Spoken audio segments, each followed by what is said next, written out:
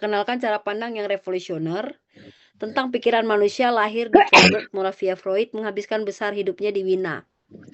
Gagasan-gagasannya tentang alam bawah sadar, mimpi, dan seksualitas mengubah wajah psikologi abad ke-20 permanen.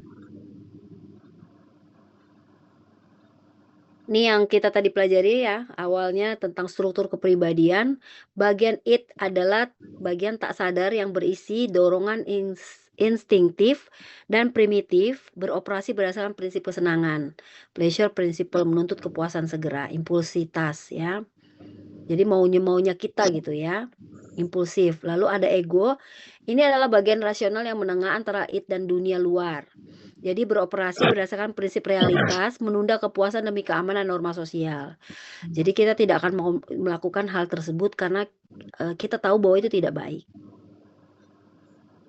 Walaupun alam sadar kita ya, Bapak Ibu, saya yakin alam bawah sadar Bapak Ibu itu banyak banget ya. Di luar kesadaran pun ya, selain mendengarkan kuliah ya, sedang mendengarkan presentasi, itu banyak yang berkecamuk di bawah emosinya. Mana ini? Emosi Raskar. ya, dan di dalam kognitif. Ya, contoh apa yang harus saya lakukan hari ini gitu ya. Lalu superego, menurut Bapak Freud, kompas moral dan hati nurani terbentuk dari nilai-nilai orang tua dan masyarakat, berfungsi menekan impuls id dan mendorong ego menuju kesempurnaan moral. Tentu Bapak Ibu sebagai hamba Tuhan memiliki superego yang tinggi. Karena apa? Karena dasar perilaku kita adalah firman Tuhan. Jadi banyak nilai-nilai yang sudah ada di bawah alam sadar kita. Bapak Ibu pernah nggak lagi tidur, terus kayak mimpi serem, tapi Bapak Ibu kayak nyanyi lagu rohani, atau kayak darah Yesus gitu. Pernah nggak? Nah, kalau alam bawah sadar kita dipenuhi dengan firman Tuhan, tentu yang akan keluar itu yang bagus-bagus gitu. Makanya kan Tuhan bilang kan baca firman itu siang dan malam. Karena itu akan mengisi alam bawah sadar.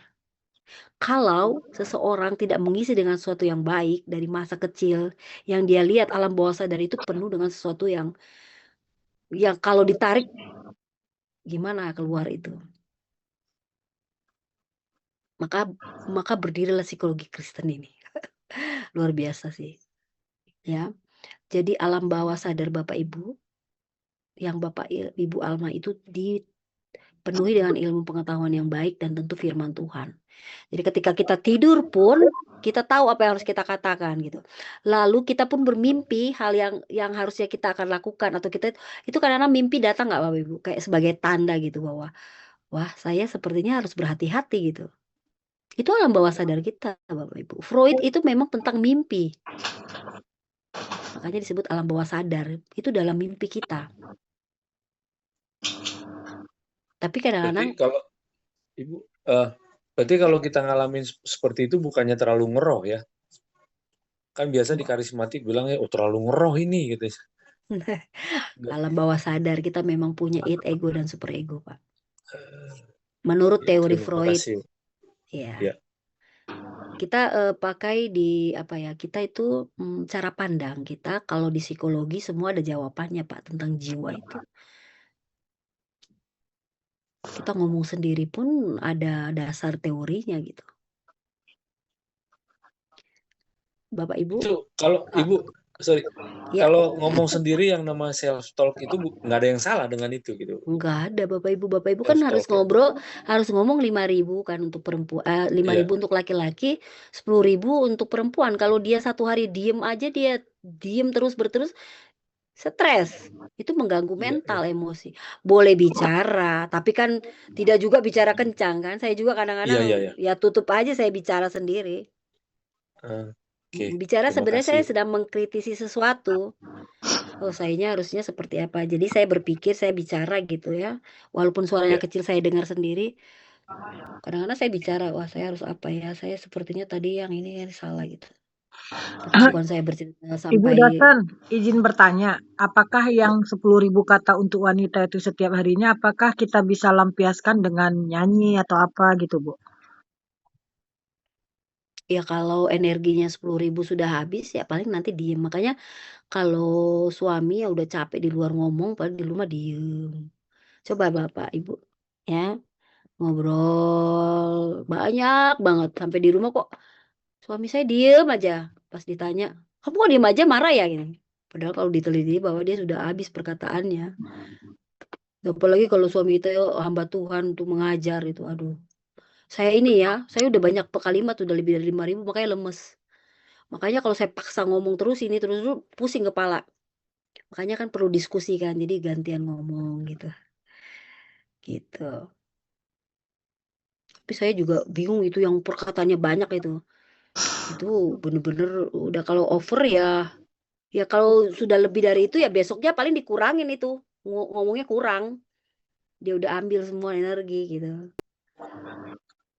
Jadi Bayangkan Bapak, kalimat saja apa bahasa bicara pun itu mempengaruhi mental loh, padahal cuma itu aja. izin Bu. Ya silakan Ibu Jenny. Jadi kesimpulan bapak-bapak kalau mau istri jangan cerewet di rumah, kasih kerja di luar gitu ya. Begitu pulang kantor kan target sudah tercapai. Kalau jadi ibu rumah tangga nggak ada lawan. Kayaknya nggak harus kerja deh, Bu. Dengan karaoke pun bisa seperti ini, Bu. Gitu ya. Karaoke sudah termasuk pencapaian Bu, target 10.000 kata. Ya boleh ya bicara dengan teman dekat. Oh teman dekatnya sibuk ya orang tua kita telepon. Kita kadang-kadang tanpa sadar bahwa ada orang-orang yang mau mau berbicara dengan kita gitu. Tapi ya jangan juga dominan ya. Apalagi calon-calon psikolog konselor kalau terlalu dominan, nanti dia menyaingi, dia mau ngobrol cerita malah kita saingin obrolan kita. Belajar untuk, tidak berbicara, jadi bicara nanti aja di itu. Nah kalau sudah jadi psikolog pun berbicara itu banyak tidak sembarangan, banyak rahasia yang kita nggak boleh omongin ke orang lain kan itu etikanya, ada etikanya, kita nggak sembarangan ngomong juga. Ya kalau kita bisa jadi pembicara itu lebih bagus sih, jadi kita nggak banyak ngomong.